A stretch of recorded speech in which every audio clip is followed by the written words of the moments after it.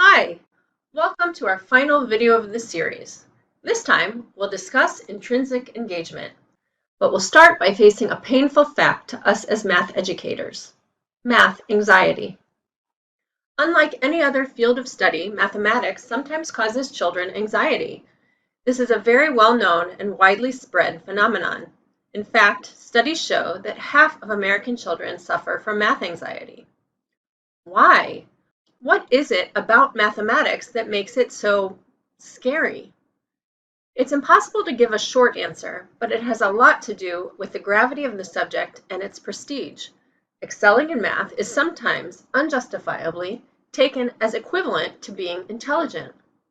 Moreover, children feel that math is rigid. It doesn't allow them to express themselves and their way of thinking, as there's always one correct answer. Suffering from math anxiety naturally leads children to feeling insecure and incompetent, and it's a vicious cycle. Who can learn and improve when feeling incompetent? We at Matific believe that gamification and storytelling is key to fighting math anxiety, among other very significant benefits. We all know Mario, the mushroom trampling plumber. And what's the first thing that happens to you when you play Super Mario for the first time? Well, you strike out, of course. You walk, you touch the mushroom, and you lose a life. But then you reappear, and that's just fine.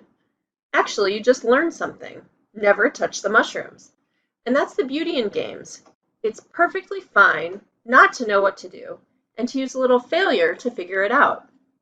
Games teach us not to be afraid of failure, but to overcome it, and that finding a solution to a problem matters more than getting it right on the first try. Let's elaborate a little on the power of games in education. It's impossible to learn under stress. We know that mathematics in particular has the tendency to be intimidating, and learning is often stressful. Games and playful environments help to reduce anxiety. Real learning happens when we engage with the subject. We've already discussed in previous sessions that there's no way to reduce learning to listening and memorizing.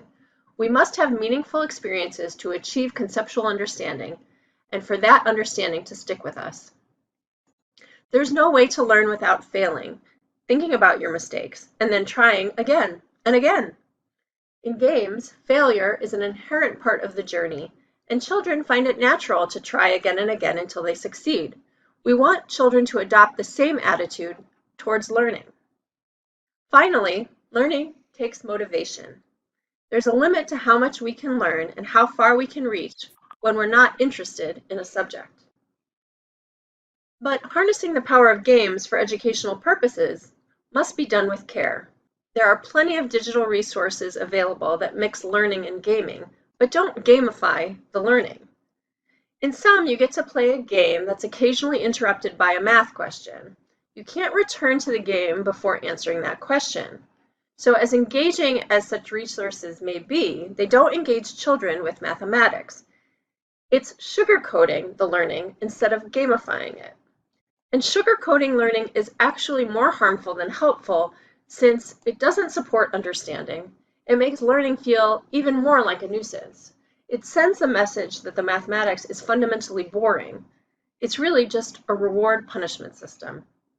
So when we talk about engagement, we should really think about intrinsic engagement, which means making mathematics itself engaging. Let's explore some examples of exactly that from the Matific catalog. In this game, we need to navigate our boat through a course of several destinations. The navigation is done by setting an angle in which the boat will turn. Maybe we'll go 80 degrees, counterclockwise.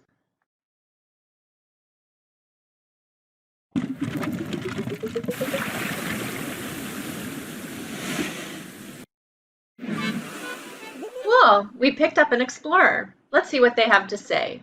Did I know that jellyfish have no bones, brain, heart, and head, and that they can glow in the dark? I didn't. Cool. Notice that there's no separation between the playing and learning here. The learning experience and progressing through the stages in the game are really the same thing. The unbreakable link between the gamified environment and the learning material supports understanding. When children learn about measurement units, it's important to provide them with experiences that build intuition and understanding of order of magnitudes. Just as it's important for students to feel how long 1 foot is or how heavy 1 pound is, they should develop the same kind of sense about angle measurement. The elements of the game put children into a playful mode. We have a mission. We need to rescue the scientists. And we have lives to lose. The game elements reduce anxiety and provide students with an environment where they're free to make mistakes. Say here, I want to go 90 degrees, but let's say I go counterclockwise.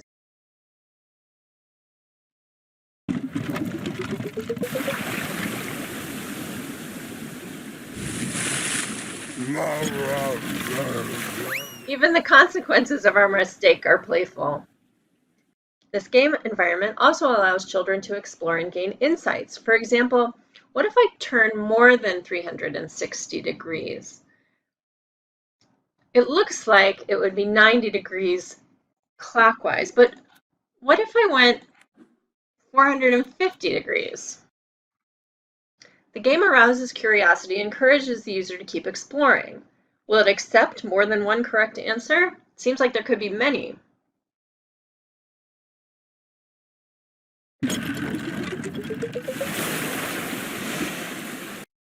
Looks like it does. So let's summarize the key components of intrinsic engagement. An unbreakable connection between the math and the game. A gamer's attitude toward learning. Making the mathematics part of the game to arouse curiosity and inspire insights. But don't children sometimes need to buckle down and practice? How will they become proficient? Well, yes, sometimes. But even so, can't it be fun and engaging as well? Can't it be lighthearted and not intimidating? Of course. Let's see how. This is a great example of how we at Matific exploit technology instead of using merely printed worksheets in class. This game provides intrinsic motivation for practicing multiplication facts. You need to choose the rectangles that will get you to a number that's a multiple of 10. Here's one. The game offers several levels of difficulty, but in any case, errors are not a threat, but a natural part of the game. Making a calculation mistake might have a negative effect on your score, but it isn't against the rules. You don't get a big red X if you miscalculated something. In this game, students also work with multiplication in a way that doesn't often get proper attention. Usually children are given 2 numbers called factors and asked to calculate their product. Here, children also go in the reverse order, conceive of a product that they want to create, and see if they have a pair of factors that would get them the product they want.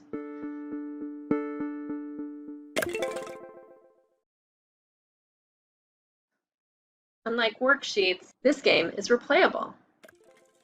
We challenge ourselves to create content items which are virtual mathematical hubs where students would want to hang out. Okay, so that was about practicing and reaching proficiency, but what about discovery? Can children learn entirely new things by playing? The answer is an unequivocal yes. We at Matific take a constructivist approach. That is, we combine our ability to create platforms designed with enlightening interactions and with freedom to fail, to let learners learn by experimentation and to make their own inferences, discoveries, and conclusions. As Confucius said, what I hear, I forget. What I see, I remember. What I do, I understand. In this activity, children need to plan and design a farmer's market by drawing rectangles with a specific area on the grid. We don't give too many instructions as to how exactly you should achieve this. We just ask for options and give the number of tiles available for it. What if I don't know how to find the rectangles? Well, I can just start drawing. And I have this short, simple tutorial that helps me understand the interaction. Children playing this game may want to come back to it more than once, exploring different solutions and deepening their understanding. When the math just stands in the way of playing the game, like the examples we talked about earlier, you don't stop and wonder about it. It doesn't spark curiosity or inspire any insights. Here, the math is the heart of the game.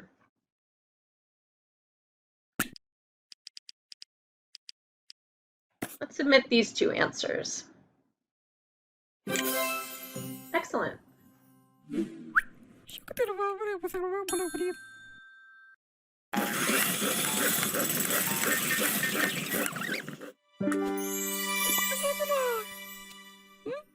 Let's see what happens in the next question. I'm asked here to draw all of the options, but I'm not sure how many there are. So again, I can just start trying. The easiest one is usually one with a side length of 2.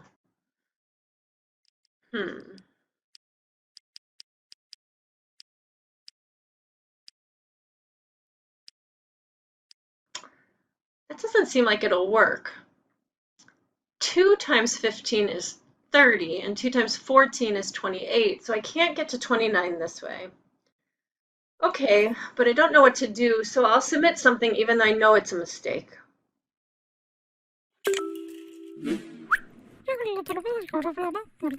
We give children constructive feedback for them to continue developing their own strategy.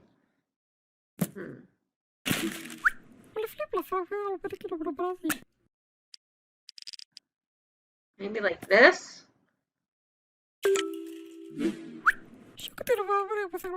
All tiles in one row. I didn't think about that. Let's draw that.